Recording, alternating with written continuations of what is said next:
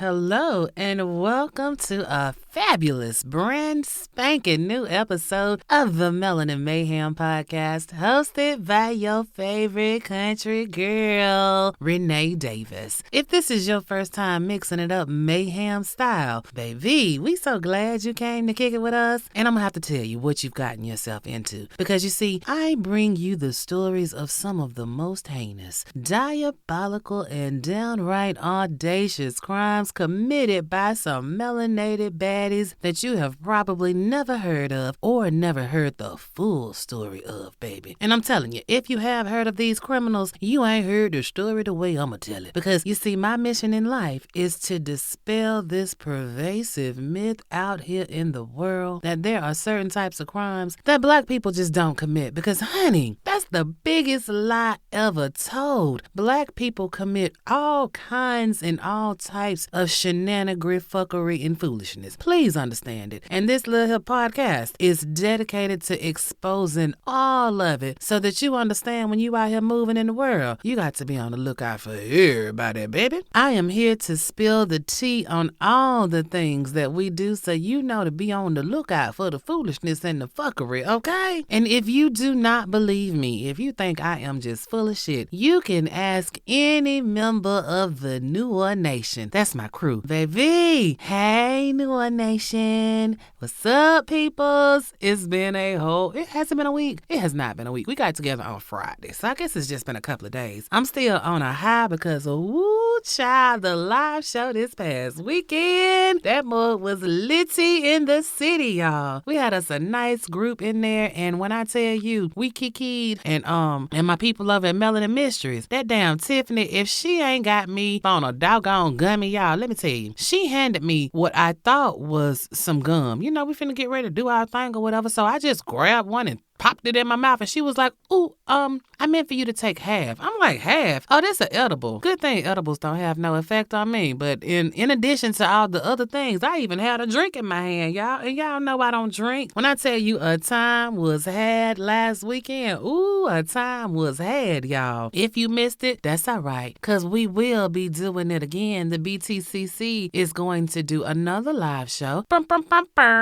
Yeah, honey, we coming live and direct to the city of Houston next. So, Houstonians, is that what y'all call yourself? Houstonians? People from Houston, get ready because we coming. Details will be coming shortly, but just know that is going to be the next stop when we take this show on the road, baby. Okay, I don't really have any other church announcements other than the fact that I am going to update the website this week and put some hoodies and things up because, you know, the weather is changing. It's about to be cuffing season. You know what that means. We got to get something nice to wrap up in. So your favorite country girl got a couple of new items in mind to throw up there on the website. Stay tuned for that. Other than that, I don't really have any other church announcements I need to bring to the congregation. So let's go on ahead and get into what it is we came here to do. Now, I got to tell you, this week we are going to Florida. Specifically, we are going to Tampa. And honey, this here case that I stumbled upon, I brought it to the live show this weekend first because, you know, they got it up close and personal, but it's such a good story that I felt, you know, I got to share it with the masses too, right? So I am going to tell you the story of how the city of Tampa, Florida, specifically the Seminole Heights neighborhood, was under siege for like 7 weeks in 2017. And it was crazy, y'all. Like, this story got a little bit of everything in it and a whole bunch of I know you lying. Nay, I know you lying. Ain't no damn ways. It's a whole lot of those in this story. How do I know? Because when I told it at the live show, they was like, ain't no goddamn way, Nay. I know you lying, Nay. I ain't lying. You know, I always come with my receipts. Well, I'm going to tell you the story of how sometimes the smartest people can do some of the dumbest shit, right? And thankfully, serial offenders sometimes like to snitch on themselves because if they didn't, these crimes might not get solved. I mean, when I get through telling you this today, now, you know, I give police hell when hell is due, but ain't no way in the hell the Tampa police would have been able to solve this one without this little young man snitching on himself. And snitch on himself he did. I mean, he basically was an honorary member of the Tampa Police Department when all this shit went down. So, we're gonna go on ahead and get into this story. I am going to bring to the front of the congregation a young man whose future was so very bright, and he crashed out in an epic, when I say epic, I mean totally epic way, y'all. This week, bringing to the front of the congregation for a proper dragon, I bring you Mr. Howell Emanuel Donaldson III, aka the Seminole Heights Killer.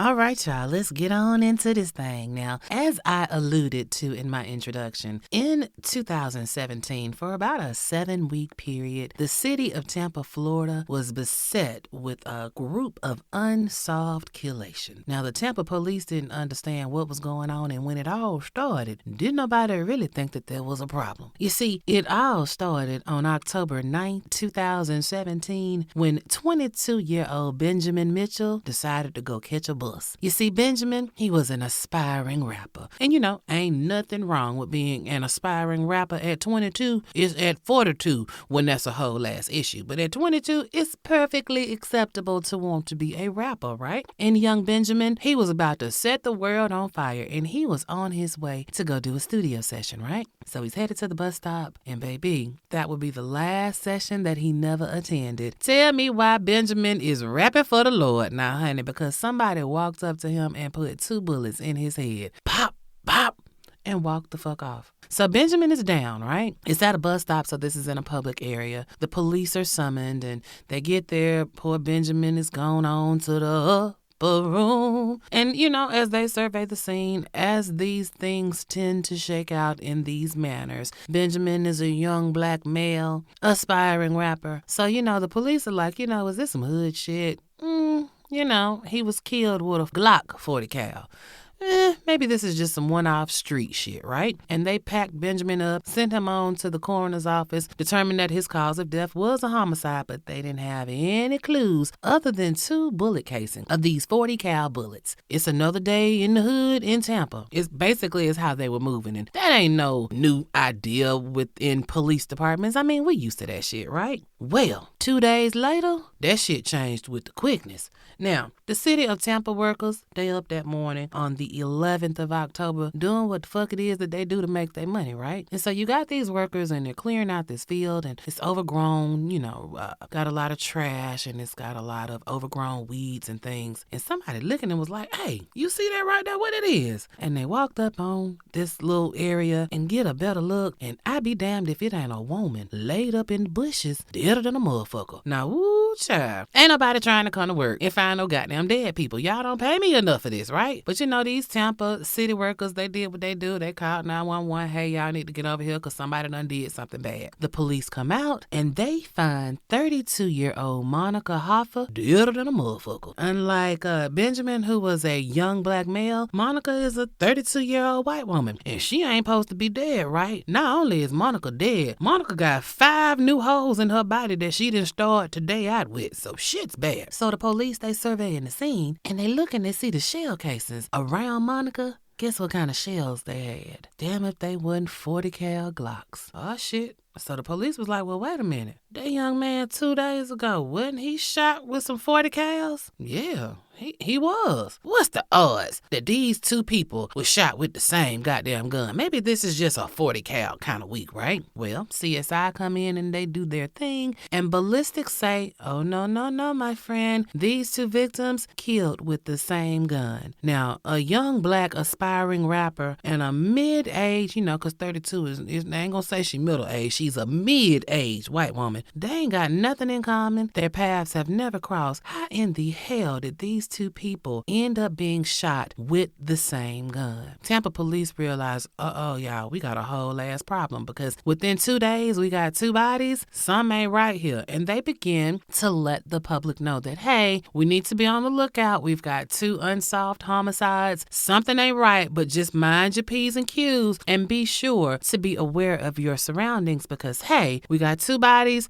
2 days. Shit don't seem like it's right. And I gotta say, that's pretty decent of Tampa to go ahead and sound the alarm because, usually they don't tell us nothing. They just let us kind of go about the shit blindly. Well, they had good reason because guess what? 8 days later, here come another body. We have 20-year-old Anthony Nybo. Now, it's October 19th. Anthony is what they say now on the spectrum. He's a bit autistic or whatever, what have you, but he's functioning, right? And he takes the bus when he's out and about or whatever. But this particular day on October 19th, Anthony has gotten on the wrong bus. Oh, shit. Now, he's a little upset. He's flustered. He don't know what's going on. But, the bus driver, he tells him where he was trying to go. And the bus driver's like, hey, I'm going to let you off at the next stop. You catch this next bus that comes along. It's going to get you back on the right track. Okay, no problem. Crisis averted. So Anthony gets off the bus and he's standing around waiting for this next bus to come to get him back to where he's trying to go. Just a simple mistake he's made. It would be the last mistake he ever made in his life because somebody walked up on Anthony at that bus stop and put one bullet in his dome. And now Anthony is touching the hem of Jesus' garment. God damn. 3 bodies in less than 2 weeks? What in the whole hell is going on? Police show up. First thing they see is the shell casing for a 40 cal Glock. Fuck. Now we talking about a serial because these are 3 separate people. Benjamin's black, Monica's white. Anthony looks kind of swirly. I'm gonna say he is biracial of some type. There is no overlap for these 3 victims. Like there's nothing that would bring these people together. These people don't run in the same circles. They don't shop in the same areas. They don't even live in the same areas. They have just been unlucky enough to cross paths with somebody with an axe to grind, with a 40 cal Glock. And so now the police are urgent. They getting out and they on the radio and they on the TV and they're like, hey, we got us a whole ass problem. This is not a drill. Please, if you got to go outside, and I understand y'all got to go outside, just don't go outside by yourself, okay? Because shit is getting dangerous out here. Somebody is busting caps in your ass and they don't care who you are. So mind your business and govern yourselves accordingly, right? The community is coming together. They're talking about getting a reward up because, hey, we need to figure out what the fuck is going on. At this same time, we've got 3 bodies that have dropped in the month of October. October is Halloween. Everybody is scared. I mean, if you don't want us to go outside because somebody popping a cap in our ass, how are we supposed to take our children trick-or-treating? So basically, the city of Tampa, especially in the Seminole Heights area, they canceled Halloween. We just ain't gonna go. Well,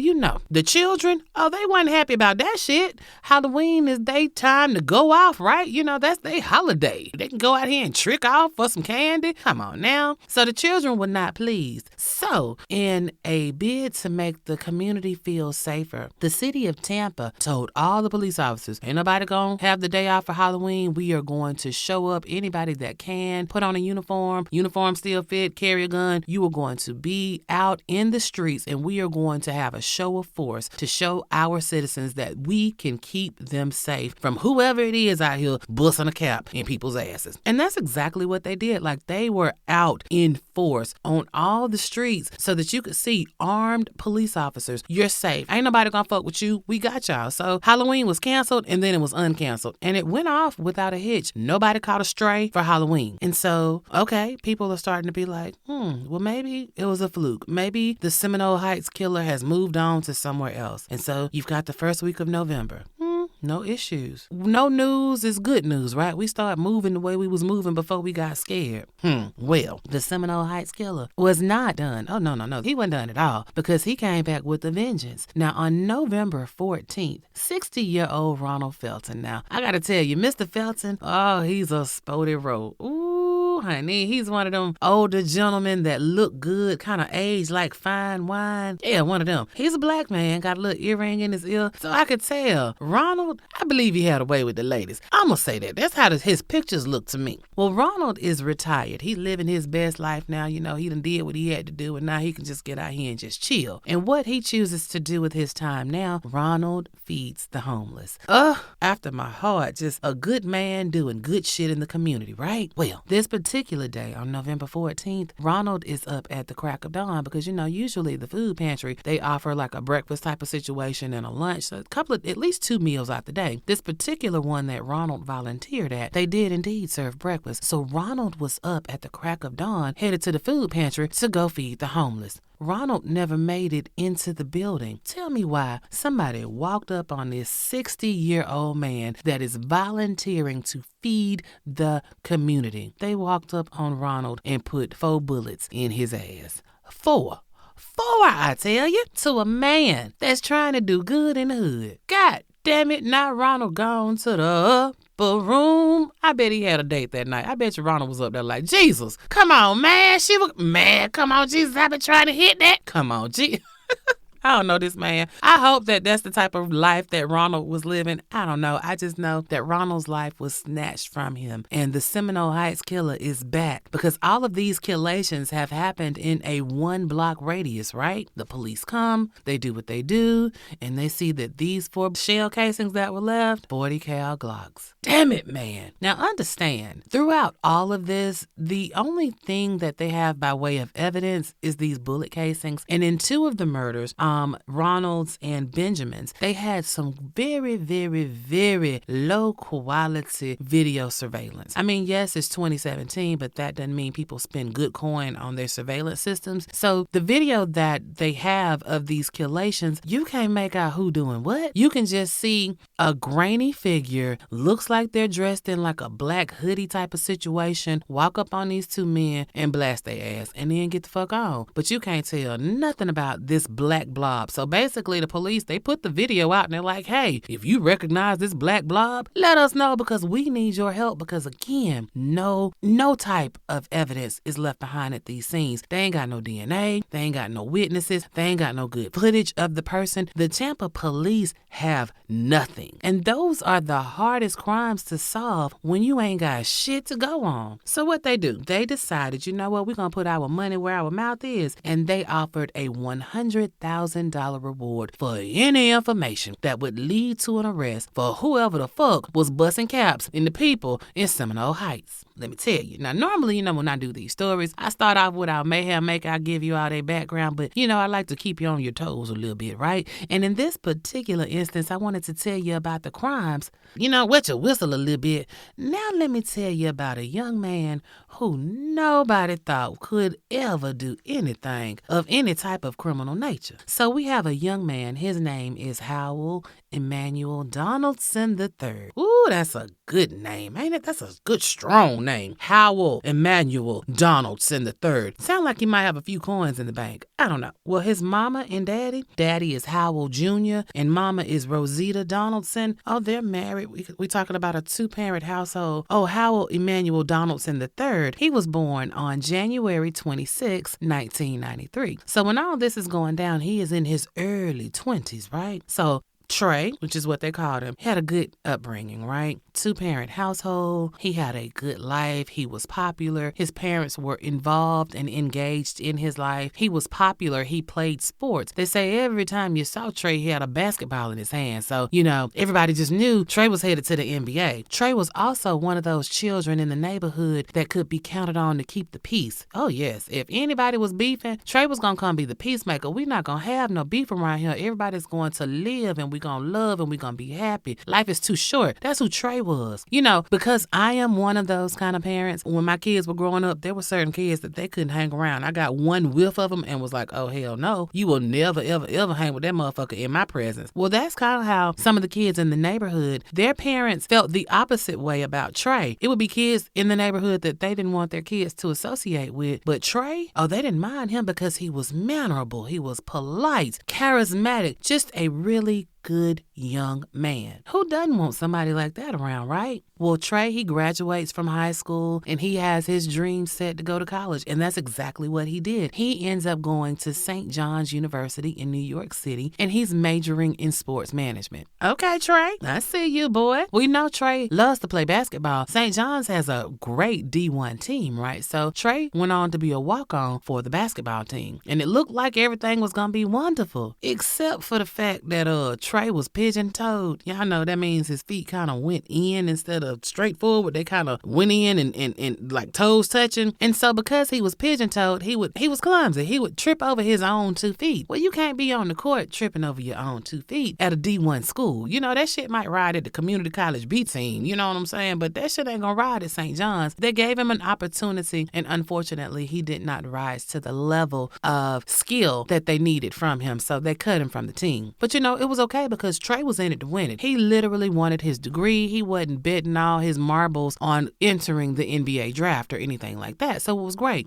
In January of 2017, Trey graduated from St. John's University with a bachelor's degree in sports management. He can't play basketball, but he can damn sure represent people playing basketball or playing football or whatever the case may be. In my mind, I'm thinking Trey used to watch the game and he ready to go get his whole Tasha Mack on. You know what I'm saying? Y'all remember Tasha Mack? That's what I'm thinking that Trey wanted to do. But, you know, when you're young, you're so eager to please and you think that the world is an oyster and it's just ready for you to just take a bite out of it. Anything that you want to do, you can do. And in some cases, that's so true. And in others, it's not. You know, my son played football, like from Pop Warner all the way through college, right? So I've been around a whole lot of athletes, if you will, and coaches. I don't think I've ever met anyone in sports management. You know, I've applied for a lot of jobs, looked at a lot of classified ads. I don't think I've ever seen an ad for a sports manager. You know what I'm saying? So I say all that to say this career path that Trey is trying to embark on, it's a narrow niche type of situation. It ain't a lot out there, you know? It's one of those fields where you got to pay your dues. You got to know somebody who knows somebody that can get you in the door. You know what I'm saying? And I guess Trey didn't know somebody who knew somebody that could get him in the door because Trey didn't get no job in sports management. He got the degree, but he ain't got no job. And, you know, he's in New York where, you know, the better chance of that happening could happen. But y'all know New York is expensive as fuck to live. You know what I'm saying? And he ain't living on the dorms no more because he's graduated from college. Now he has to be an adult and the shit ain't working out the way he thought it was going to work out. Trey can't find no job. Trey can't get no ends. So Trey got to leave New York and he's got to go home to his mama and them house in Tampa, Florida. And you know, ain't nothing wrong with that. There's nothing wrong with that. Sometimes you got to take 2 steps back to take 2 steps forward. It happens. But you know, when you're young and you really think you got your life mapped out, how it's going to be, you know, you're going to graduate, get your degree, and you're going to walk into a 6-figure income, right? Immediately. And that's how it's going to happen. This job is just going to fall from the sky. It's just going to materialize out of thin air. And when it don't, it can fuck with you. You know what I'm saying? If you're not prepared, it can fuck with you. And I think it really started fucking with Trey. He comes back to Tampa and his friends, because remember, Trey's a popular guy. He's got lots of friends. The friends in the neighborhood say the dude that came back from New York is not the same young man that left Tampa heading to New York 4-5 years ago. You know what I'm saying? Trey used to be the peacemaker. Now, Trey aggressive than a motherfucker. You know what I'm saying? He want to know who got a problem. Fuck peace.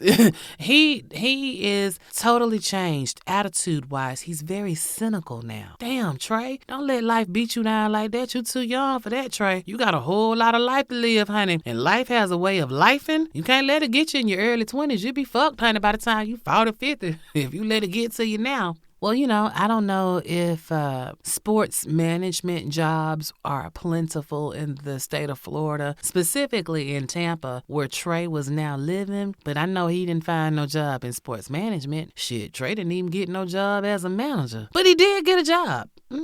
He did get a job. Y'all want to know where he got a job at? Trey got him a job at the McDonald's in Ybor City. Oh, shit, Trey. You want to supersize that? Hey, a job is a job. All jokes aside, it's a whole lot of people that got a whole lot of degrees that's doing work in a field that has nothing to do with their degrees. There are a lot of people with masters and bachelors and PhDs that are baristas and massage therapists and all kinds of things. I mean, sometimes shit just don't work out the way you thought it was going to work out. But at least Trey is working. I mean, an honest job, honest pay. I ain't gonna knock it. I mean, you young. You got your whole life ahead of you, Trey. Just hold on. Start small and work your way up. Just stay focused. Well, somebody didn't get in Trey's ear hard enough. They really didn't, because Trey is starting to spiral. But don't nobody know that Trey is starting to spiral. The people that he works with at the McDonald's, they kind of know that Trey don't fit in. And I don't think that that's a bad thing. Like, you ain't got to fit in at the McDonald's, Trey. That ain't your last stop. You gonna do some other shit, right? But you know, when you at work, you supposed to be cordial with the people that you work with. And the crew at that Ybor City McDonald's, they say Trey was real standoffish. You know, he didn't play reindeer games. You know what I'm saying? You got to be at work shooting the shit, laughing and talking about, you know, what's going on in the world, pop culture, even the news. Like, they have been talking about this Seminole Heights killer at the job, and Trey ain't really got nothing to say about it. You know, everybody else is kind of doing their own thing, kind of like a work family, and they just are working around Trey. But it's okay, you know, no problem. But I say all that to say Trey is not good friends with anybody in this McDonald's. Not somebody that he's hanging out with, playing ball with after work, or on the weekend going to go get a drink with, or none of that. So you are not down like that with anybody at this McDonald's. So when what happens next happens, it throws everybody for a loop. Now, remember, I told you the last killation of the Seminole Heights killer was on November the 14th, 2017. Well, 2 weeks later, to the day, November 28th, 2017, Trey does something that is just bonkers. Like, it makes no sense, no rhyme, no reason, and y'all about to see. So Trey, he comes to the job. He does not have to work this day, November the 28th, but he comes up here to the job. That's what you do when you friends with the people you work with. You know, you're going to stop by and see what they doing, shoot the shit with the people. Well, Trey ain't cool with these people like that. So when he popped up on the scene, it was kind of odd. And then he goes and talks to his manager. His manager is a woman named Delonda Walker. Now, Delonda, you know, she doing what she do. She trying to keep the crew together, stay on top of food costs and labor costs and all that for her shift or whatever. And here comes Trey telling me he want to holler at her for a minute. So, you know, Delonda go and holler at Trey. Trey gives Delonda a bag and he says, "Hey, hold this for me, but don't look in it." Nigga, what? If ever you wanted somebody to look inside of something, say don't look in it. Like, what the fuck? Nigga, I don't care whether you had told me to look in it or to not look in it. If you give me a bag, a box, or anything and tell me to hold it for you and we ain't tight like that, I'm looking. And shit, even if we tight, the curiosity in me, I got to know. What the fuck is this? And so Trey is like, "Hey, Mr. Londa, hold this bag for me. I got to go run to the store right quick. I'll be right back. Don't look in the bag. I need to do something with it. I'll tell you what to do with it in a minute, but just hold it for me for the right now." And then Trey leaves out the building to go run an errand. Now, his car is in the parking lot. Why the fuck he didn't put this bag in his car? I don't know. Why he felt that he needed to hand Delonda, his manager, who he ain't cool with, this bag, I don't know. But he did it. And you know, just like I just said, true to form, the minute that nigga hit that door, what Delonda do? Open that bag. Her flabber was gassed at. What the fuck is this? It's a whole ass gun in this bag. Now, Delonda is standing here looking stuck. She don't know what the fuck is going on, and I'm assuming she just had the puppy face about her because one of the other crew members walks up. Because remember, they family, they kick it with each other. So one little girl named Gail Rogers, she walks up to Miss Delonda and was like, "Hey, what's wrong? What's wrong with you? What's in the bag?" And so Delonda shows her the bag. And Gail is like, "What the fuck? Where you get this from?" Delonda's like, "Trey just gave me this." And Gail is like, "Well, what the fuck is you gonna do with this, bitch?" "Nah, bitch, you need to get rid of this. You need to tell somebody about this gun." And Delonda's like, "You think I need to tell somebody?" And Gail's like, "Hell yeah. Bitch, you don't want to be a party to some shit after the fact? You need to call somebody and handle this business and get this gun to the proper authorities." So Delonda was like, "Okay, bet." Well, at this particular Ybor City McDonald's, there was a police officer that would come in there damn near every day. Officer Randy Whitney. Now, this is is a woman. Officer Randy Whitney would come in and do her paperwork, sitting in this McDonald's, get a little something to eat, rest her feet for a minute now. Officer Whitney, she works with the homeless people. That's her job. She's a police officer through and through, but she is specifically assigned to work cases and details that deal with the homeless population, right? So she is sitting at the table, minding her business, when DeLonda walks up to her and is like, hey, I need to show you something. And she's like, okay, what you got? And she hands her the paper bag. Officer Whitney look in the bag and is like, oh shit, bitch, where the fuck you get this from? And she like, one of my crew, dude named Trey, the dude that be in there, yeah. He just came and handed me this bag and told me to hold it for him. And Officer Whitney was like, and you've never seen this gun before? You don't know nothing about this gun? You don't know nothing about Trey? DeLonda was like, I don't know shit about shit. My name is Bennett and I ain't in it, and I just know I don't want to hold onto this gun. Keep my name out of all this shit. I don't want nothing to do with it. This is more like what y'all handle on a regular basis, so I'm gonna let you handle my lightweight on this one, okay? Well, Officer Whitney, again, works with the homeless, but she show up for work every day and they have a briefing, and for the past 7 weeks, only thing that's been top of mind is the Seminole Heights killer. The Seminole Heights killer. Somebody out here killing. We need to find evidence. And the fact that it's a 40 cal Glock that's doing all the killing. Well, Officer Whitney, when she's looking at this gun in this bag, guess what kind of gun it is? It's a 40 cal Glock, baby. Now, Officer Whitney, this ain't what she do, but she know her people, so she get on the radio and was like, hey, people who handling the Seminole Heights killing, I think I got something that y'all might be interested in. It may be something, it may be nothing. I don't know. But y'all need to boogie down to the goddamn McDonald's in Ybor City and come fuck with me. And that's exactly what happens. So now the police, they come and they rush to the goddamn McDonald's at Ybor City. So mind you, when Trey left, there was one police car parked in the damn parking lot, right? A police car that they probably overlook all the time because it's always there, because Officer Whitney is always in this McDonald's handling her business, right? That's kind of like her satellite office. But now the parking lot is full of flashing blue lights. The police detectives that are working the Seminole Heights killer case, they come in, they get the gun from Officer Whitney, and they like, shit, it's a Glock. It's a goddamn 40 cal. They look at the bullets on the inside. Shit me, these motherfucking bullets look like the goddamn casings we've been goddamn finding all over town. What the fuck? We might have one. So then they turn to the manager, Miss DeLonda, and they were like, hey, what a dude that gave you this? And she was like, you know what? He just went to the store. He might be back. I mean, I don't know. If he see all y'all, he may not come back. But guess what, y'all? This motherfucker Trey, he was walking. He went to like a convenience store up the street. They say he went and got a prepaid debit card and loaded like $169 on it. Like, Trey, was you fixing to flee? Was you finna try to run? But where were you going with $169, sir? I don't know. And clearly you didn't think this thing out. And you clearly not thinking as you walk back to the McDonald's, because yes, Trey leaves the convenience store, comes back to the McDonald's where his car is parked at. He sees all of these police cars. He don't run. He walk right on back into the McDonald's. I know. I just had to let that sit there for a minute. Sir. So the police, they quickly swooped that ass up and was like, hey, your name Howell Emanuel Donaldson III? And Trey is like, yeah, that's me. They call me Trey. They were like, okay, Trey. Trey, did you give your manager, Miss DeLonda Walker, you gave her a paper bag? And Trey was like, yeah, I gave her a paper bag. And the police were like, and you do know it was a gun in the bag, right? And Trey is like, yep, I know. It was my gun. I gave it to her. And so they was like, you know what? McDonald's is not the place to have this type of conversation. Why don't you come ride with us? We're going to go down to the station and we're going to talk this thing out a little bit more because, bruh, what the fuck?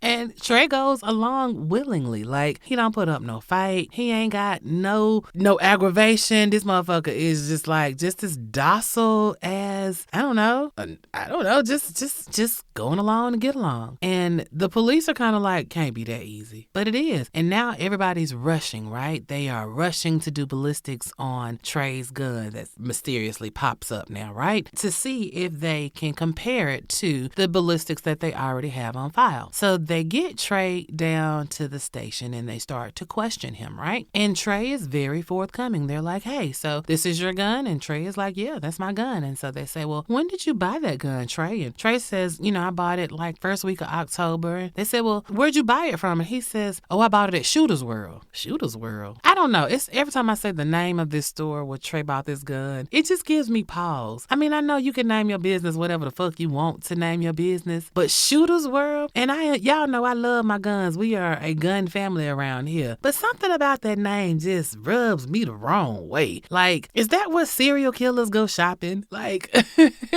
I don't know. Shooter's World? Why not say Guns Are Us or some shit like that? I don't know.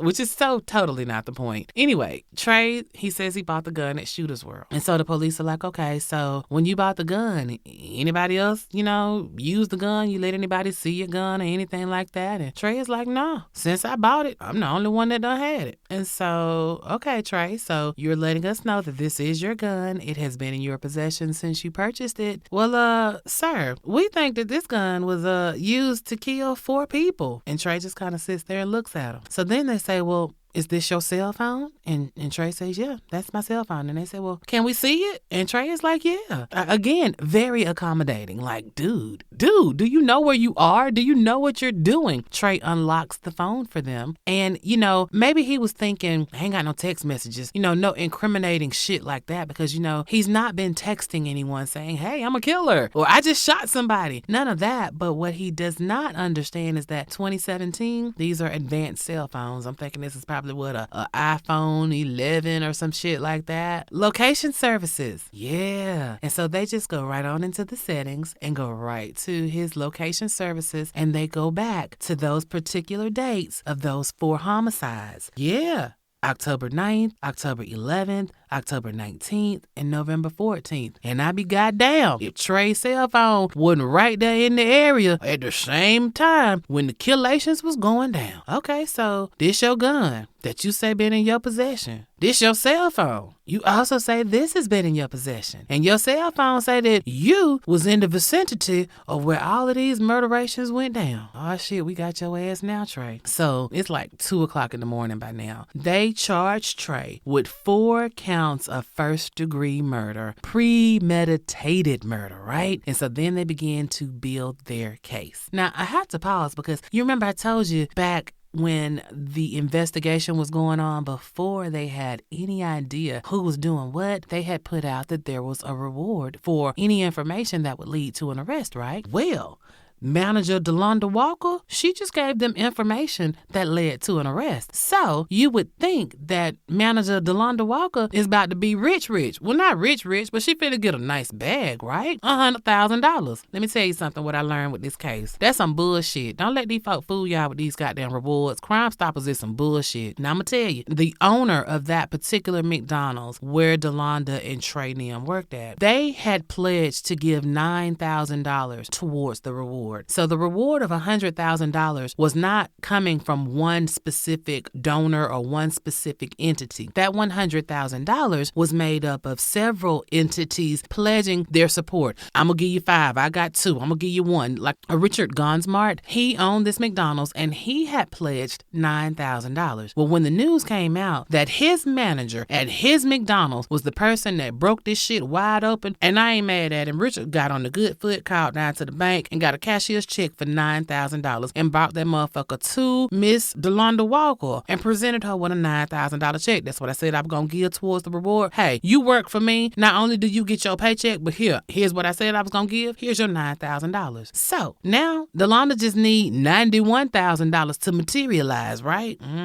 That's when all the what had happened was started. Oh, ain't nobody got their money now. Ain't that some bullshit? So y'all be mindful. When they say that there is a reward offered, take that shit with a grain of salt because, yeah, they will offer a reward to get the tongues a wagging, get the people to doing what they do, get the streets to talking. But whether or not they actually pay that money out, it's not guaranteed. Now, don't y'all stop dropping dimes on motherfuckers. I'm just saying, temper your expectations. Don't think you finna always come away with a bag or that you will come away with the full amount that the bag that they claimed that they was offering was gonna be. Because poor DeLonda, she don't look like she got much more than $9,000. And please understand, the news media asked the police department about this this ad nauseum. Are you all gonna give out? Y'all gonna give out the reward? Y'all gonna give out the reward? She gonna get the reward? Baby, they was two-stepping and dialing that thing back. We gonna see, it's under advisement. We gonna figure some shit out, that remains to be seen. So again, temper your expectations. Do it for the love of taking care of the community and taking a killer off the street versus doing it for the bag, because the bag may not materialize, okay?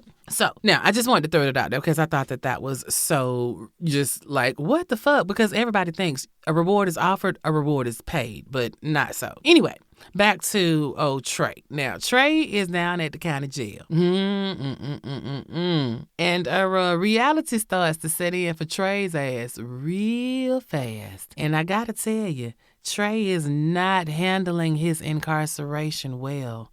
Like, not well at all. Baby, his mama and his daddy, they come in to see him on visitation day and they accept and collect phone calls from him, as parents should. I mean, you can't help it if your child turned out to be the killer, you know what I'm saying? You still gotta be there for him, right? But they ain't out here in the streets talking about, free my nigga Trey. They ain't doing none of that. They just making sure he got some money on his book and trying to keep his spirits up as best they can when they know his ass gonna fry, because everybody is calling for Trey's head. Like, in Florida, y'all know Florida is a Republican-led state. This black man done did some bullshit like this. Oh, they was calling for his water to be turned all the way off, right? Well, I have to remind you that the only reason that this case was solved is because Trey snitched on himself, right? I mean, had it not been for him giving that paper sack to his manager, he could still be out and about busting caps in a motherfucker's ass in Seminole Heights or anywhere else in Florida for that matter. But he told on himself, and now he's dealing with the repercussions, and he ain't dealing with it well, y'all. I gotta tell y'all, I got to quote this nigga from a jailhouse, because y'all know every visitation, all of those communications are monitored and recorded. So they got him on tape. And so Trey is talking to his parents about how this shit ain't gonna work for him, and he's like, quote, I can't explain all the stuff that's been happening to me, man. They in here killing me. I'm surprised I'm still here. Like, I can't be in here no more. My spirit is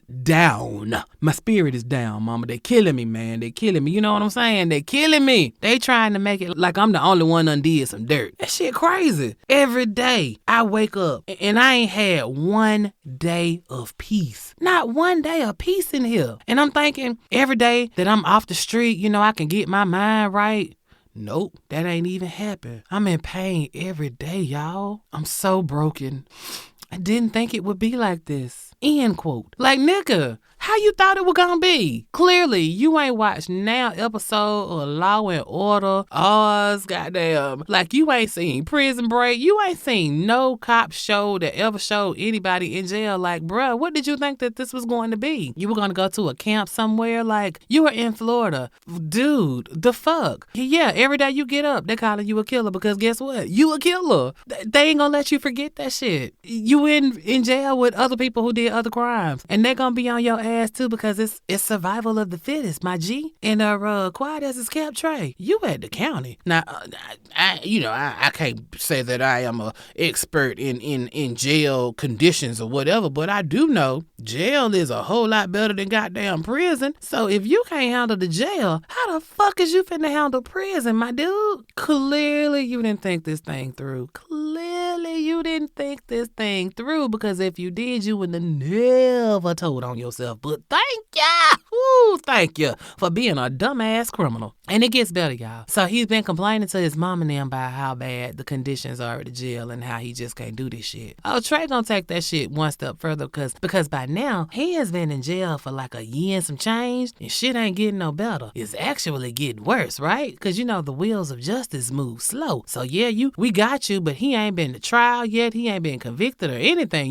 He's just waiting for his day in court. So Trey decides that maybe he can curry favor with the judge. He gonna write the judge and see if the judge can make some shit happen for him. Oh yes, baby, y'all tell me why Trey wrote Judge Mark Wolf on January 28th, 2019. And this ain't the first time I done told y'all about an inmate writing damn judge asking for some help. Can you get me an ankle monitor or some shit like this? Can I get a bond or whatever the case may be? But in this particular instance, ain't no bond. You ain't got no bond. Ain't nobody gonna give you no bond. Trey writes the judge and says, hey, jail is making me sick. Bruh, You ain't seen sick yet, baby. Oh my G, you have not seen sick yet. And that's basically what Judge Wolf said. He was like, kick rocks. If you can't do the time, don't do the crime.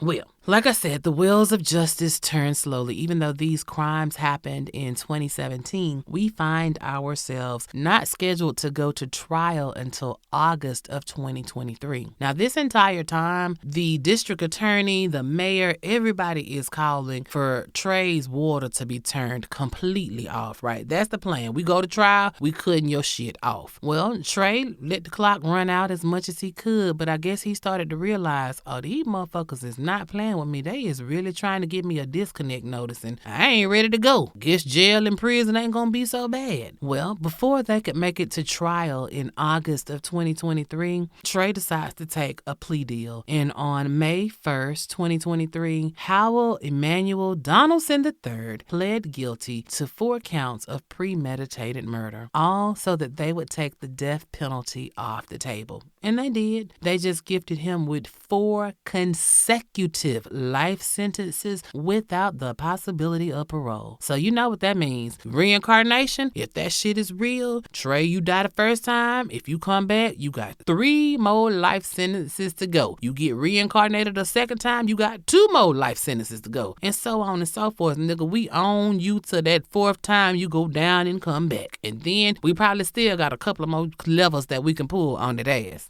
Now, Trey is inmate number K21919 at the Avon Park Correctional Institute in Avon Park, Florida, serving out his 4 consecutive life sentences. Now, I gotta tell you, this story here, it just goes to show you that criminals come in all shapes and sizes. They come in all backgrounds. Like, just because someone had a terrible upbringing doesn't mean that they're gonna be a criminal. Just the same way as someone that has had an awesome upbringing with love and care and guidance and people in their corner, that doesn't necessarily mean that they won't flip out and jump off the porch and do some killation type of shit too. I mean, Trey was raised in a 2-parent household. He lived a good life. His parents doted on him, and he still turned into a killer. In my mind, I'd be trying to figure out a way or motive, if you will, because since he did not go to trial, there was never any cross-examination to figure out what the motivation was behind the killing. The way I see it, he graduated in January of 2017, tried to live what he thought was going to be his best adult life as a sports manager. That shit didn't work out. I believe that he liked New York, but couldn't afford to stay there, so he was forced to go back home. And sometimes when you gotta go back home, that shit fucks with your mind. Like, my little hometown, no tea, no shade, baby, I will live under the bridge in Atlanta before I go back to my hometown. I ain't going. I don't give a fuck what. If I got to sell ass on both sides of Metropolitan, so be it. What I'm not gonna do is take my ass back to Macon, Georgia. I'm just not. I'm not gonna do it. So I can understand a frustration if he's back in his home, in his childhood bedroom, and, that's not where he wants to be. As humans, we have all kinds of vices, ways that we cope to get over our stress and our disappointments. And it would appear, at least to me, it seemed like putting a cap in somebody's ass was how Trey was dealing with the disillusionment in his life. I mean, what other reason do you have? They found no connection between Trey and any of these people. Like, you didn't know them, they didn't know you, y'all didn't have beef in the street, something to give a reason as to why you would kill these people. Trey did it, in my opinion, because that's what got him off. That's what made him feel powerful. That's what made him feel in control of his life by ending someone else's life. And that's fucking ridiculous. But again, you can't put rational behaviors on somebody that's acting irrational. On the one hand, I'm like, nigga, you got to be the dumbest. You turned yourself in, basically. I mean, you basically made yourself an honorary member of the Tampa Police Department because you did all their work for them. They didn't have anything. Any suspect they might have thought had something to do with these killings, it wasn't Trey. Howell Emanuel Donaldson III's name wasn't on nobody's list for nothing. Nothing. Nobody was thinking about Trey. Nobody thought to think about Trey until Trey put himself in the line line of fire. Thank you, Trey. Thank you for maybe your conscience just fucking with you, because again, why would you give your manager who you not cool with like that a gun to hold for you? Why? You had a car in the parking lot. You could have took that same bag that gun was in and put it in your wheel well in your car, in your trunk, up under the seat, dug a hole in at the ocean, like went to the beach and throwed that motherfucker in Tampa Bay. Like, there was so many things that you could have done to get rid of that gun that nobody knew you had, that nobody was checking for. And you did none of those things. You didn't even think to run. Like, you come back after you know you done did some shit and the parking lot is full of police. You don't go in and say, hey, what's up, y'all? What we doing? You know what time it is. You walked yourself into the trap you set for yourself. Thank you. That shit, it ain't gonna bring back Benjamin or Monica or Anthony or Ronald. Their families' lives are not going to magically be better because you did something stupid. I guess there's a bit of closure. They don't have to wonder who did it. You know, they'll never know why you did it, but you know, they know who did it, but that ain't bringing them back. You know what I'm saying? It's not gonna fill that hole, that void that you created in those families' lives. But again, thank you for being dumb, young and dumb. Like, you can't make this shit up, right? You just cannot make it up. All I can say is if you are ever handed a bag with a gun in it, yeah, go turn that shit in. Don't expect no reward money because you probably ain't gonna get it. But you know, sometimes we have to look at our coworkers. We've had a whole lot of stories that I've brought to you over the past 6 weeks of coworkers going crazy, right? Lone wolves just going the fuck off on innocent people who ain't did nothing to them, just taking them off the board. And so that goes back to what I always say: if you stay ready, you ain't got to get ready. You can't stay ready 24/7. You cannot stay alert and aware of your surroundings 24/7. It's impossible. We're humans and we let our guards down sometimes. All I can say is, if you are alone, be mindful. You know, just be mindful. These people weren't doing anything, getting on a bus, getting off a bus, going to go feed the homeless, just walking through the hood. This man killed all of these people within a 1-block radius. You know, all I can say is I'm a news junkie. I will watch the news like old folks, and I'm looking for patterns. Let 2 people get killed on my block. Let 2 people get killed at my job. You know what I'm saying? I need to know so I can keep myself safe, and I need y'all to keep y'allselves safe too. Now, we can talk about this on social media about the foolishness of all Mr. Howell Emanuel Donaldson III's shenanigans were. I can't wait to hear what y'all got to say about it. You know, you can hit me up on all the social medias. I am Melanin Mayhem Podcast, and on X, I am Melanin Mayhem PC. My email is always open and awaiting your suggestions or telling me what you thought about an episode. You can reach me at melaninmayhempodcast@gmail.com. There is a fabulous private discussion group on Facebook if you are interested in kikiing with us online, you know what I'm saying? If you search for Melanin Mayhem Podcast Discussion Group, answer a couple of questions, I will press approve and let you right on in. Now, again, this is a private discussion group, so you can let your hair down and say what it is you want to say, you know, like we in the group chat, because we in the group chat and it's amongst your friends. You ain't got to worry about what them sisters down there at the church got to say about what you think on this true crime stuff. You know what I'm saying? Again, that's the Melanin Mayhem Podcast Discussion Group, and that is on Facebook. Oh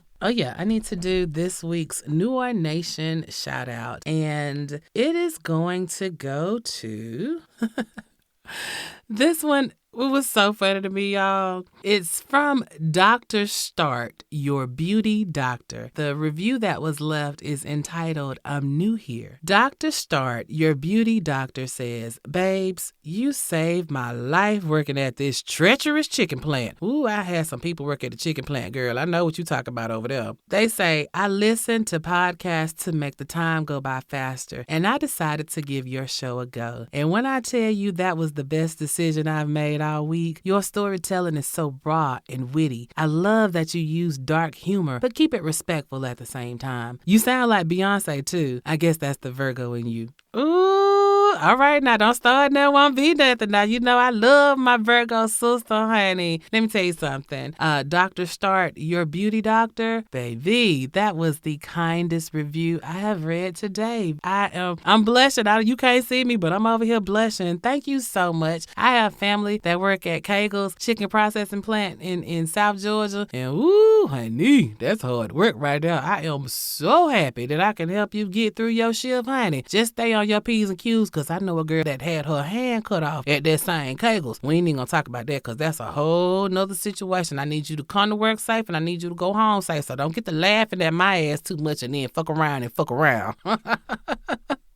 I thank you so much for listening. I hope that you start from the beginning and work your way up, honey. And thank you for taking the time to leave your favorite country girl a review. God bless you and keep you, honey. Now, I got to go in here and I got to get in the lab and start cutting this thing up. Y'all know how I do what I do. But I want to say, Noir Nation and our new visitors that just came aboard this episode for the first time, thank you for spending a little piece of your day with me. Y'all know I appreciate this from the bottom of my heart, because you could be doing anything else in the world. You could be listening to anybody else in the world, and yet you chose to listen to me. And for that, I will forever be thankful. Keep putting me in the group chat. Keep telling all your friends and your hairdresser and the man that cut your grass. Tell them all about the country girl and tell them to listen to me on Spotify. I do appreciate the Apple podcast and the YouTubers and the Amazons and the iHeart listens. I absolutely appreciate you, and I see those numbers. But if you really, really, really want to help your girl out, go on download Spotify and just listen for like 3 minutes on Spotify. You ain't even got to do the whole thing. You know what I'm saying? I ain't gonna even put you through it like that, because I want you to listen to me where you listen to me at. I'm just saying, if you would like to help me in my monetization goal, because I'm so close. Oh my God, I am so close. It's going up slowly but surely. But baby, we can get that last little boost to just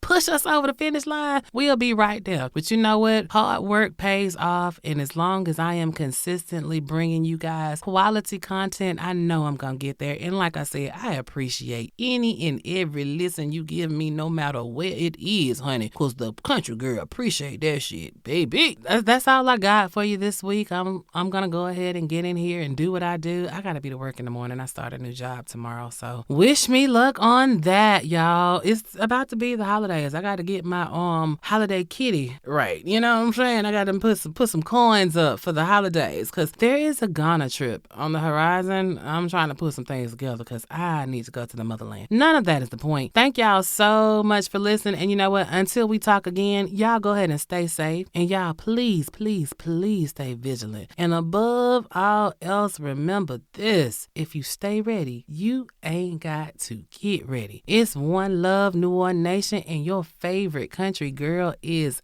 out of here. Woo-wee, Nana, you did that.